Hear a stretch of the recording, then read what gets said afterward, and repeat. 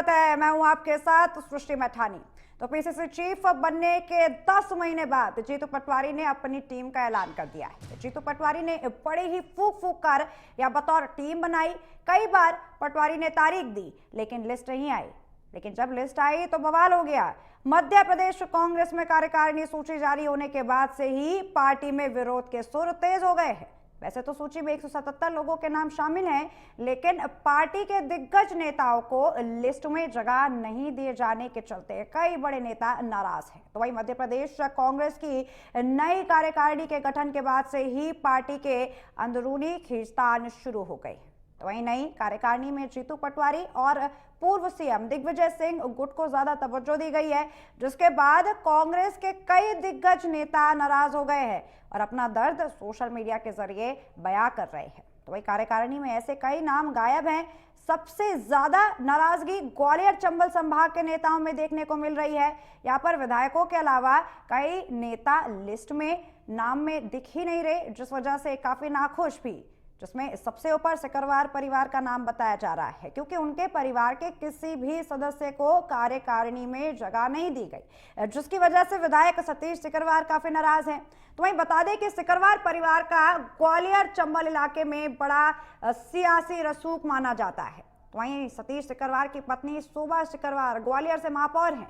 वहीं नाराज होने वाले नेताओं में लक्ष्मण सिंह, नीटू सिंह, उप नेता प्रतिपक्ष हेमंत कटारे, पूर्व नेता प्रतिपक्ष गोविंद सिंह और जसवीर गुज्जर शामिल है। तो 177 लोगों की टीम में कांग्रेस ने सभी वर्गों को साधने की कोशिश की।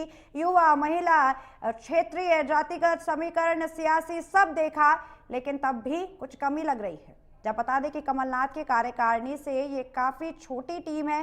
कमलनाथ की टीम में करीब 700 लोगों को शामिल किया गया था। वहीं मध्य प्रदेश कांग्रेस की नई कार्यकारिणी बनने के बाद से ही प्रदेश की सियासत गर्मा गई है। वहीं ग्वालियर अंचल के कांग्रेसी तो अब खूब खुलकर पीसीसी चीफ जीतू पटवारी पर प्रदेश में कांग्रेस खत्म करने का आरोप लगा रहे हैं। ऐसे में मध्य प्रदेश में कांग्रेस पार्टी की एकता एक बार फिर टूटती नजर आ रही है। पटवारी के एक वीडियो वायरल हो रहा है, जिसमें उन्होंने कांग्रेस को तेल लेने गई कह दिया।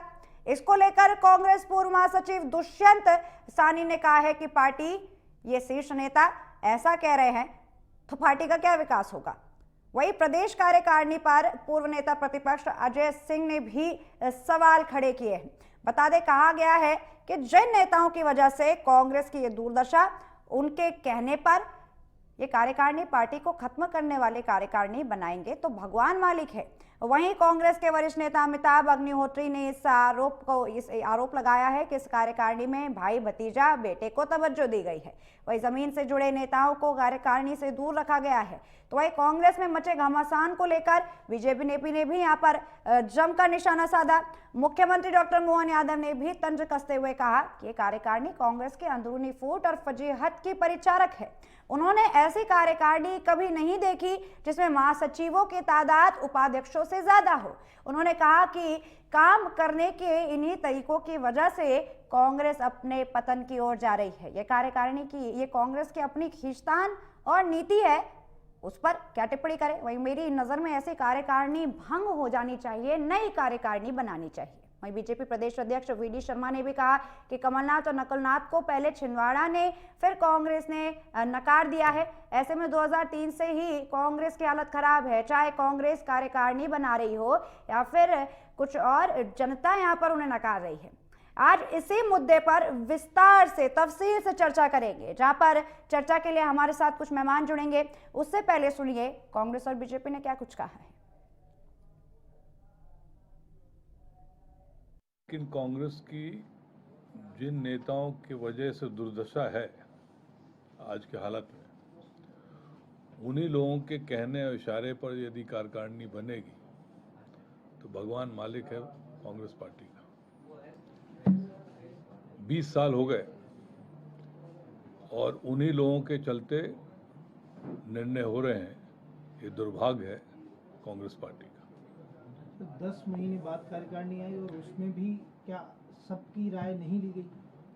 अब ये तो जिन्होंने कार्यकारिणी घोषित की उनसे पूछिए कि राय सबकी है कि नहीं है। लेकिन जिस तरह से स्वरूप बना है वो थोड़ा उचित नहीं है। मैंने तो कह दिया कि जो जिन लोगों की वजह से, जिन शीर्ष नेताओं की वजह से कांग्रेस की बुरी हालत हुई मध्य प्रदेश में, यदि उनकी भी आज भी चल रही हो तो फिर क्या करना। कांग्रेस हाईकमान से कि कांग्रेस में आप एक परिवार एक पद का सिस्टम आप बनाओ इसके अंदर। अब आपने पुत्रवाद भी रख लिया, भाई भतीजावाद भी रख लिया और आपने पट्टावाद भी रख लिया, तो आपका निष्ठावान कार्यकर्ता जाएगा कहाँ। दूसरा, जब जयपुर आपने जो अभी विषय उठाया, जब जयपुर अधिवेशन में ये बात हो गई थी एक व्यक्ति के पास सिर्फ एक पद रहेगा। अभी आप कई नाम आप ऐसे निकाल लीजिए जिनके पास दो दो पद हैं, तो क्यों आपने, जब पहले से पूर्व में एक पद उनके पास है, तो आपने दूसरा पद क्यों दिया। जीतू पटवारी जी का वह वीडियो न केवल इंदौर संभाग में, न केवल मध्य प्रदेश में, अपितु पूरे भारतवर्ष में देखा गया। जब वह अपनी विधानसभा में वोट मांगने जा रहे थे तो वहां पे खड़े एक वृद्ध व्यक्ति ने उनसे कहा था कि मैं तो कांग्रेस को वोट नहीं दूंगा। उस समय उन्होंने बड़े अहम से कहा था कि कांग्रेस गई तेल लेने, चाचा आप तो मेरा ध्यान रखना। तो जिस व्यक्ति की कांग्रेस के प्रति इस प्रकार की सोच है, वही यदि नेतृत्व करेगा तो उनका विरोध होना निश्चित है। देखिए, कार्यकर्ता की जब जब उपेक्षा होगी तो नीचे से आवाज आएगी और आवाज को आप विरोध कह सकते हैं।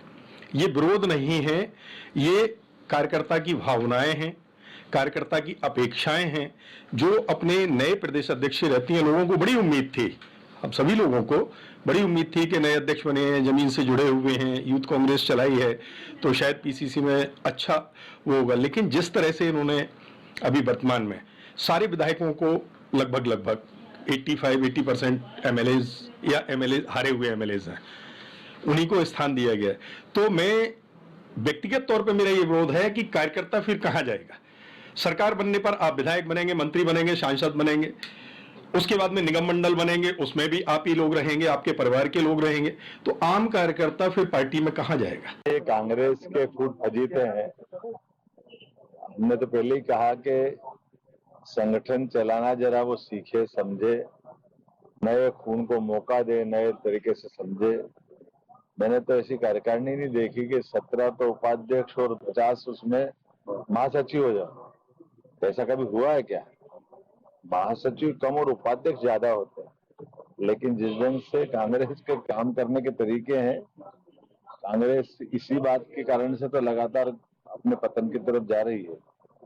मैं तो क्या कह सकता हूँ, उनकी अपने संगठन के अंदर की राजनीति है, वो समय के साथ चलना ही नहीं चाहते तो कोई कैसे उनको चला सकता है। राजनीति में समझदारी भी चाहिए, नए युवाओं को मौका देते हुए, खास करके समय पे जिनका साथ मिले। राजनीतिक दल है, मैं विपक्षी को भी अपनी ताकत के साथ देखना चाहता हूं, तो उम्मीद करूंगा कि वो इस कार्यकारिणी को भंग करे और ढंग के लोगों को भर्ती करे। से उनको बधाई और शुभकामनाएं हैं जो उनके पदाधिकारी बने हैं। अब उन पर किसी प्रकार का कमेंट्स करना, मैं ऐसा मानता हूं कि जो उनकी अपनी व्यवस्था है। कमलनाथ जी का क्या हुआ है, उनके बेटे नकुलनाथ जी का क्या हुआ है, छिंदवाड़ा की जनता ने तो उन्हें नकार ही दिया था, अब तो कांग्रेस ने भी नकार दी।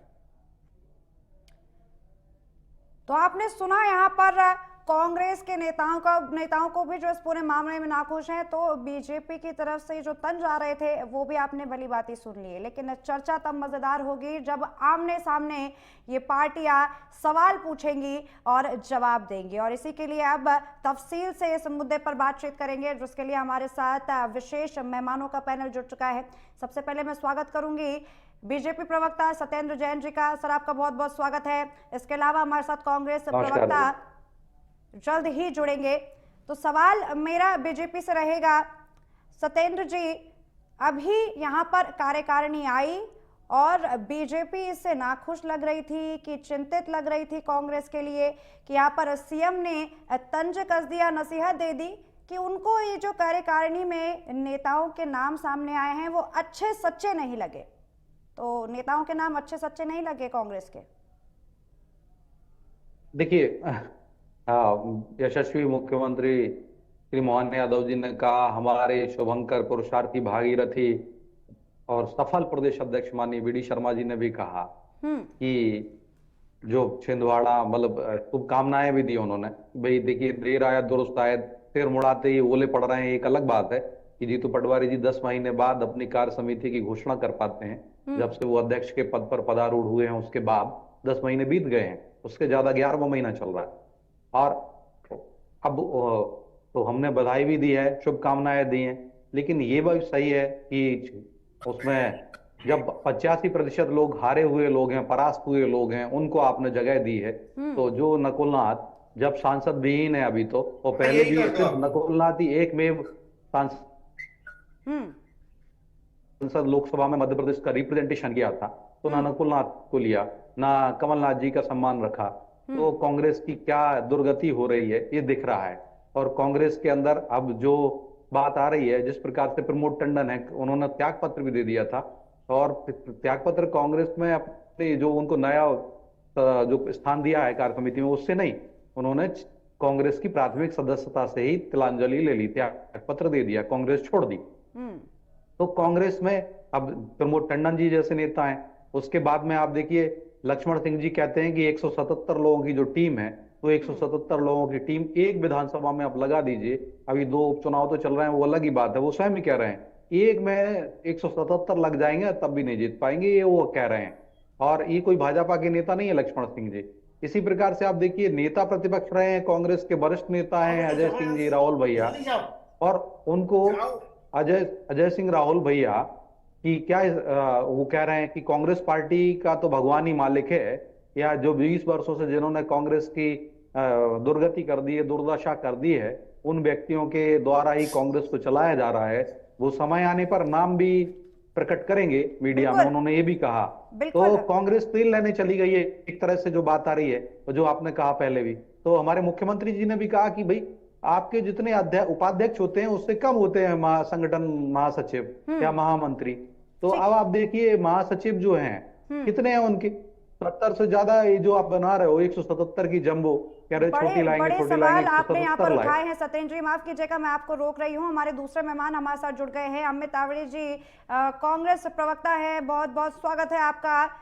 और क्योंकि अभी एक ओपनिंग रिमार्क चाहूंगी, पर क्योंकि चर्चा इतनी अहम है तो शुरुआत भी सवाल से ही होगी। अमित जी, अब पता है एक मोटिव चल रहा है, जैसे ही कार्यकारिणी सामने आई है, पहले तो आपको बधाइयां, कार्यकारिणी एक लंबे वक्त के बाद आ ही गई, लेकिन जैसे ही कार्यकारिणी आई मोटिव चल रहा है कि दिग्विजय से बैर नहीं, कमलनाथ की खैर नहीं। भाई यहाँ पर अरुण यादव के भाई को यहाँ कार्यकारिणी में सीट मिल गई, कांतिलाल बोरिया के बेटे को सीट मिल गई, दिग्विजय सिंह के बेटे को सीट मिल गई, लेकिन फिर नकुलनाथ को सीट क्यों नहीं मिली? कमलनाथ के बेटे की क्या दिक्कत? देखिए, कमलनाथ जी के बेटे जो हैं वो हमारे पॉलिटिकल अफेयर कमेटी के सदस्य हैं। दूसरी बात, कांग्रेस पार्टी 130 साल पुरानी पार्टी है। इतनी बड़ी कार्यकारिणी यदि घोषित होती है, तो 2 लोगों का यदि कुछ नाराजगी है वो सामने आ रही है, तो इसमें कोई बहुत बड़ी बात नहीं है। वो सभी हमारे परिवार के सदस्य हैं। बाकी जिन जिन का नाम भी लिया जा रहा है, यदि हमारे भारतीय जनता पार्टी के मित्र के पास कोई प्रमाण हो तो वो दे दें, वरना मैं प्रमाण देता हूं कि खुलकर बगावत किसको कहते हैं। जब इनके टीकमगढ़ के सांसद जो कि केंद्रीय मंत्री हैं, उनके खिलाफ वहां के 3 विधायक जो हैं आमने सामने की लड़ाई करते हैं, प्रेस कॉन्फ्रेंस करते हैं, कहते हैं कि मधुमक्खी के छत्ते में हाथ डाल दिया, छोड़ूंगा नहीं। रीवा में इनके सांसद और विधायक के खिलाफ खुलकर होता है, सारी मीडिया चलाती है। पूर्व कैबिनेट मंत्री अजय बिश्नोई जी खुलकर बगावत करते हैं, ये आपने हमने सबने देखा है। तो हमारे यहाँ यदि 2 लोगों की नाराजगी सामने आई है तो ये हमारे परिवार का विषय है, वो हमारे परिवार के लोग हैं। चूंकि कांग्रेस एक लोकतांत्रिक पार्टी है, सबको अपनी बात रखने का हक होता है। ठीक है, ठीक है। उस भारतीय जनता पार्टी को तो कोई हक ही नहीं है इस बारे में बोलने का। जो लोग अपने मध्य प्रदेश में इतने बड़े मैंडेट के बाद 9 महीने तक प्रभारी मंत्री नहीं बना पाए, मंत्रियों को 9 महीने तक स्टाफ नहीं दे पाए, जनता से उनकी जिला सरकार का हक छीन लिया इन्होंने 9 महीने। तो उस कांग्रेस के बारे में क्या कहा जाए, उस कांग्रेस के बारे में क्या कहा जाए Amit ji? With due respect मैं कह रही हूं और पूरी जिम्मेदारी के साथ कह रही हूं, जो एमएलए नहीं जीत पाए वही अब रणनीतियां बनाएंगे मध्य प्रदेश के अंदर। कार्यकारी यहाँ पर प्रदेश अध्यक्ष है जीतू पटवारी, और वही ये लिस्ट भी बनाते हैं। ज्यादातर नाम कार्यकारिणी के आगे के मंथन वाले नहीं लग रहे, बल्कि खुशामद पत्र लग रहे हैं दिग्विजय सिंह के। और अगर आप थोड़ा वक्त पहले जुड़ते हमारे साथ तो बतौर प्रमाण मैंने यहाँ पर दिखाए हैं, और ये एक दो लोग नहीं है सर, बड़े बड़े दिग्गज नेताओं की बाइट हमने आपको सुनाई, अभी जनता ने देखी है। थोड़ी जिम्मेदारी लीजिए। देखिए विथ ड्यू रिस्पेक्ट मैं भी आपसे कहना चाहूंगा जी कि आप लोकतंत्र के चौथे स्तंभ हैं, और यदि आप कोई बात कह रहे हैं तो ठीक है, आप अपनी जगह सही हैं, लेकिन हम उस पार्टी के तो कार्यकर्ता हैं। जब से कार्यकारिणी गठित हुई है लगातार हम सारे नेताओं के संपर्क में हैं। क्या एक नेता के अलावा वो नेता जो भारतीय जनता पार्टी छोड़कर कांग्रेस में आए थे कुछ महीने पहले, उनके अलावा किसी ने पार्टी छोड़ी है क्या? तो मैं फिर नाराजगी तो आ रही है ना, नाराजगी तो आ रही है। अरे नाराजगी क्यों नहीं आएगी? ये तो लोकतांत्रिक पार्टी है भाई, सबका अपना हक है, वो तो अपनी बात को कह रहे हैं। कम से कम ये केंद्रीय मंत्रियों विधायकों जैसी सिर्फ उटब्बल तो नहीं हो रहा, कम से कम कि अमित शाह जी को बुलाकर समझाई देना पड़ रही है केंद्रीय मंत्री को, बीडी शर्मा जी को सारे विधायकों को बुलाना पड़ रहा है। तो कम से कम इस तरह की स्थिति तो नहीं है कांग्रेस में। देखिए भारतीय जनता पार्टी को यह दर्द है कि बगैर कार्यकारिणी के बाद भी जीतू पटवारी जी के नेतृत्व में हर 15 दिन में इस सरकार के खिलाफ विरोध प्रदर्शन हो रहे थे। तो ये जो कांग्रेस पार्टी है ये कार्यकर्ताओं की पार्टी है, ये आंदोलनों से उपजी हुई पार्टी है। यहाँ किसी भी नेता कार्यकर्ता को किसी पद की कोई अभिलाषा नहीं है। इसका सबसे बड़ा उदाहरण ये है कि 20 साल से लगभग 20 साल से हमारी मध्य प्रदेश में सरकार नहीं है, लेकिन आप देखिए हमारा वोट प्रतिशत की हम बात करें या हमारे कार्यकर्ताओं की संख्या की बात करें, या जिस तरीके से हजारों कार्यकर्ताओं के खिलाफ ये जो भारतीय जनता पार्टी की तानाशाही सरकार ने जो केस दर्ज करे हैं, अच्छा, क्या उन कार्यकर्ताओं की ऊर्जा में कोई कमी आई है? तो भारतीय जनता पार्टी पहले अपना घर देखे, पहले ये बताए कि 9 महीने तक प्रभारी मंत्री आप क्यों नहीं बना पाए? कहां से आएगी अमित जी जब नए युवा चेहरे दिखेंगे ही नहीं। अच्छा, आपने कहा कि आवाज उठनी चाहिए, तो मैं आपके बयान को सच मानूं या फिर प्रदेश प्रवक्ता अमित शर्मा के बयान को सच मानूं, जो कह रहे हैं कि जो भी ये दबे सुरों में नाराजगी दिखा रहे हैं ये जरा सोच समझकर बोले, आपके ही कांग्रेसी नेताओं की बात कर रहे हैं यहाँ पर, तो फिर पार्टी फोरम नाम की तो कोई चीज ही नहीं होनी चाहिए ना, है ना? यदि मेरे साथी अमित शर्मा जी ने ये बात कही है तो इसमें कौन सी अलोकतांत्रिक बात कही है, आप बताइए। लेकिन मैं वही तो बोल रही हूँ ना, आप कह रहे हैं कि नाराजगी होनी चाहिए, आवाज उठने दो, फिर पार्टी फोरम क्यों होता है? सब खुले। मैं एक नसीहत आपको देती हूँ, मैं कह रही हूँ और आप ही की साइड से मैं यहाँ पर बोल रही हूँ, सीधी साफ बात, मैसेज ऐसा जा रहा है और मैं एक नागरिक के तौर पे बोल रही हूँ, हमें लग रहा है कि आप पार्टी नहीं संभाल पा रहे हैं, आगे राज्य क्या संभालेंगे? जब यहाँ पर इतने खुले तौर पर नाराजगियां सामने आ रही हैं तो फिर क्या करें आम नागरिक? चलिए आपसे मैं यहाँ पर टिप्पणी लूंगी सर, एक बस ये शुरुआत का एक कमेंट चाहती थी आपसे, मैं तफसील से जानूंगी। एक बार सत्येंद्र जी कुछ कहना चाह रहे हैं, काफी वक्त से हाथ उठाए हुए थे, टिप्पणी है सर आपकी। देखिए मैडम, मैं बताऊं, कांग्रेस जो है बेसुध हुई पड़ी हुई है। कांग्रेस तो अब स्थिति जो है जिनको अध्यक्ष बनाया है, जब वो कहते हैं कि पार्टी जाए तेल लेने, अब तो पार्टी जाएगी और अब ये स्थितियां आ रही हैं। अब हालांकि इनका आंतरिक लोकतंत्र का विषय है, लेकिन आंतरिक लोकतंत्र के भी कुर्ते फाड़े जा रहे हैं। आप कह रहे हैं, देखिए अमित जी कह रहे हैं इनकी आंदोलन से जन्मी हुई पार्टी है, तो ये आंदोलनों से जन्मी हुई पार्टी में अपने आप आग भी लगती रहती है और वो बुझाते भी रहते हैं सारा। लेकिन अब उन्हीं के प्रवक्ता जो आपने बताया वो भी कह रहे हैं कि जो कोई बात करेगा, जैसे अजय सिंह जी के ऊपर उनका लक्ष्य का इशारा होगा कि अजय सिंह जी या लक्ष्मण सिंह जी ने कहा कि अजय सिंह जी ने कहा कि अब कांग्रेस का भगवान ही मालिक है, 20 साल से जो लोग कांग्रेस की दुर्गति कर रहे हैं उनको से ही कांग्रेस में पूछा जा रहा है, उनको ही शिरोधारी किया जा रहा है। तो कांग्रेस के ऊपर ही वो अमित शर्मा जी उन नेताओं पे लगा रहे हैं।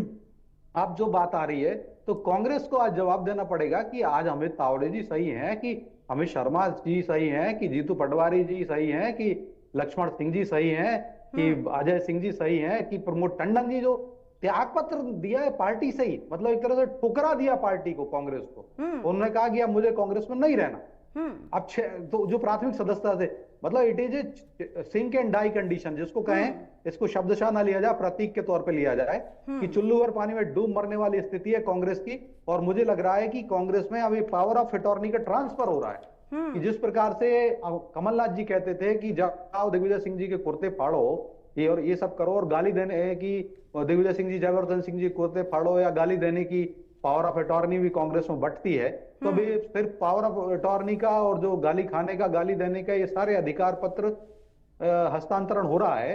और जो आप देखिएगा जिस प्रकार से अभी आ रहा है, वो कह रहे हैं कि समय आने दो, मैं एक एक के नाम बता दूंगा। अजय सिंह जी इतने बड़े नेता हैं मध्य प्रदेश के, वो स्वयं ही कह रहे हैं, और जो नेता प्रतिपक्ष रहे कांग्रेस से, वर्तमान में विधायक हैं, उन्होंने कहा पूरे विंध्य क्षेत्र का कार्य समिति में ध्यान नहीं रखा गया। तो अभी भी नहीं समझ में आ रहा है कांग्रेस को। हालांकि मैं तो कहूंगा कि सबको अच्छा, एक विपक्ष के तौर पे कांग्रेस को जीवित रहना चाहिए और जिंदा दिल रहे, अच्छे से काम करे, रचनात्मकता में दिखाए, तो हम लोग भगवान की रूपी जनता के कल्याण के लिए और काम करें। ये कह रहे हैं 9 महीने में सरकार कुछ नहीं कर पाई। अरे भैया, आप तो 10 महीने में आपकी प्रदेश कार्य समिति नहीं बन पाई। सिर मुड़ाते ही ओले पड़ने वाला एक वाक्य है जो मैंने प्रारंभ में किया था, वो कहावत कांग्रेस में चरितार्थ हो रही। एक तो 10 महीने के बाद 11वां महीना चल रहा है, उसके बाद बड़ी मुश्किल से जीतू पटवारी जी अपना जो कार्य समिति या मध्य प्रदेश में हल्का और खसरा तय कर रहे थे अपनी कार्य समिति का, आज फिर वो पुनः असफल पटवारी सिद्ध हुए। विधानसभा में 103 लोकसभा, अमरवाड़ा विधानसभा हारे, 29 लोकसभा जीतू पटवारी जी के नेतृत्व में शून्य हुई, कांग्रेस शून्य हो गई है। तो कांग्रेस, और 20 सीट का दम जीतू पटवारी जी भरते थे लोकसभा में। तो कांग्रेस को एक असफल पटवारी सिद्ध हो रहे हैं। लाखों कांग्रेसी कार्यकर्ताओं ने कांग्रेस को ठुकरा दिया है, लेकिन फिर भी समझ में नहीं आ रहा क्यों कांग्रेस ऐसा कर रही है। तो हम एक भारतीय नागरिक होने के नाते तो जरूर प्रश्न चिन्ह उठाएंगे, क्योंकि राजनीतिक दल हैं, राजनीतिक दल हैं और एक भारतीय नागरिक भी है, जिम्मेदार तो ये उठाने का काम है। लेकिन कांग्रेस की भुजाओं में कोई आंतरिक अनुशासन है क्या? एक नया प्रश्न खड़ा होता है कि कांग्रेस में जो ऐसे लोग हैं, क्या कांग्रेस की भुजाओं में सामर्थ्य है कि उनको पार्टी से निकाल बाहर करेगी? और इससे भी बड़ा सवाल आपने अभी उठाया और इसी पर मैं आगे चर्चा करूंगी। देखिए, वक्त की थोड़ी कमी है तो संक्षिप्त उत्तर देने की कोशिश करेंगे, क्योंकि बातें यहाँ पर बहुत सारी हैं डिस्कस करने के लिए। अमित जी, एक बार फिर से आपके पास आ रही हूँ। यहाँ पर पावर ऑफ अटर्नी शिफ्ट करने की अभी सत्येंद्र जी ने बात छेड़ी है, और क्योंकि मुझे भी बहुत वाक्य याद आ रहे हैं, बहुत मुहावरे याद आ रहे हैं। भाई, मुनीम में मैदान भी हमारा, जो लिखना चाहे लिख लो, जो मिटाना चाहे मिटा दो। यहाँ पर कुणाल चौधरी है, राष्ट्र सचिव बनाए गए हैं, रिश्तेदार है सीधे सीधे, और खुद यहाँ पर मतलब दिल्ली में लॉबिंग कर कर किसी का भी नाम सामने रख दो, किसी का नाम भी हटा दो। राजनीतिक समीकरण को ध्यान देने की जरूरत ही नहीं है। सीकरवार परिवार, अच्छा रसूखदार सियासत नाम रखने वाला परिवार, एक भी सीट नहीं दी गई। या तो आप मान लीजिए कि 130 साल पुरानी कांग्रेस इतनी रॉयल है कि अंतरकला में आ गया है और बस राजा को खुश करना है, या फिर इंटेलिजेंस फेलियर है, क्योंकि मुझे समीकरण नहीं दिख रहे, मुझे यहाँ पर तैयारियां नहीं दिख रही। देखिए, पावर ऑफ अटर्नी का ट्रांसफर किसको कहते हैं मैं आपको बताता हूँ। भारतीय जनता पार्टी ये हमेशा कहती है कि संगठन सर्वोपरि है, लेकिन जब जेपी नड्डा जी का कार्यकाल खत्म होता है तो एक लेटर आ जाता है। उस लेटर में ये लिखा होता है कि जेपी नड्डा जी के कार्यकाल को और एक्सटेंशन दिया जाता है। अब राष्ट्रीय अध्यक्ष का एक्सटेंशन किसने करा, ये जरा भारतीय जनता पार्टी के नेता बता दें। दूसरी बात, आपने कुणाल चौधरी जी का कहा, हर व्यक्ति किसी न किसी का रिश्तेदार होता है, और कुणाल चौधरी जी के ऊपर जितने केस दर्ज हैं, मुझे नहीं लगता कि हमारे ऊपर दर्ज होंगे या सत्येंद्र भाई के ऊपर दर्ज होंगे।